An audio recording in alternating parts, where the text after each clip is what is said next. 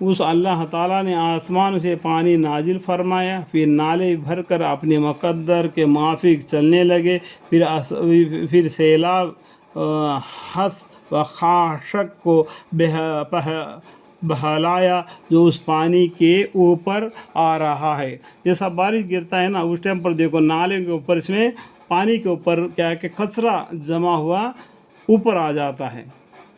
اس طریقے سے اللہ تعالیٰ پاک پانی کو نیچے رکھتا ہے اور گندے پانی اور گندگی کو اوپر لے آتا ہے، وہ بہا کر باہر پھینک دیتا ہے، دائیں بائیں اور کہیں۔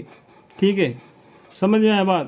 پہلا اسے اللہ تعالیٰ نے آسمان سے پانی نازل فرمایا، پھر نالے بھر کر اپنے مقدر کے موافق چلنے لگے، پھر وہ سیلاب حسب خاشک کو بہلایا جو اس پانی کے اوپر آ رہا ہے، اور جن چیزوں کو آگ کے اندر زیور اور اسباب بنانے کے غرض سے تپائے اس میں بھی ایسا ہی میل کچل اوپر آ جاتا ہے۔ یعنی سونا چاندی کو بھی پہلا آگ میں جلایا جاتا ہے، اس کے بعد میں جس کا نقشہ بنایا جاتا ہے۔ سمجھ میں آیا بات؟ اللہ تعالیٰ حق یعنی ایمان وغیرہ اور باطل یعنی کفر وغیرہ کی اسی طرح کی مثالیں بیان کر رہا ہے۔ جو میل کچل تھا وہاں تو پھینک دیا جاتا ہے، اور چیزیں لوگوں کے لیے کارآمد ہے، زمین یعنی دنیا میں نفع رسانی کے ساتھ رہتی ہے۔ اللہ تعالیٰ اس طرح ہر ضروری مضامین مثالیں بیان کیا کرتے ہیں۔ جن لوگوں نے اپنے رب کا کہنا مان لیا ان کے واسطے اچھا بدلہ ہے، اور جن لوگوں نے اس کا کہنا نہ مانا ان کے پاس اگر تمام زمین یعنی دنیا بھر کی چیزیں موجود ہو اور بلکہ اس کے ساتھ ہی اسی کے برابر اور بھی ہو، وہ تو سب اپنی رہائی کے لیے دے ڈالے۔ ان لوگوں کا سخت حساب ہوگا اور ان کا ٹھکانہ دوزخ ہے اور وہی بری قرارگاہ ہے۔ اللہم اغفر۔ جو شخص یہ یقین رکھتا ہو کہ جو کچھ آپ صلی اللہ علیہ وسلم کے رب کے طرف سے آپ صلی اللہ علیہ وسلم پر نازل ہوا ہے وہ سب حق ہے، یہ قرآن بالکل حق ہے۔ یہ بات ہے۔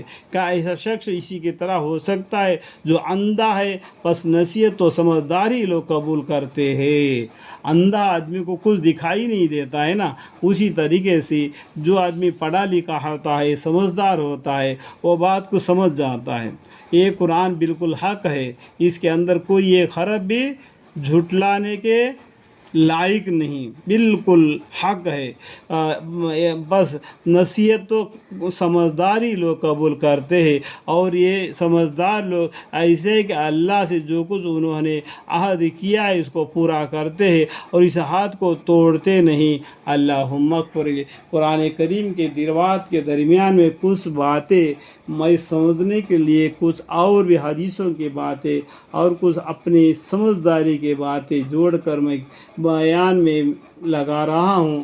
اللہ تعالیٰ سے امید ہے کہ میری یہ غلطی ہو تو اسے معاف فرمائے، اگر صحیح ہوگا تو مجھے علم عطا فرمائے۔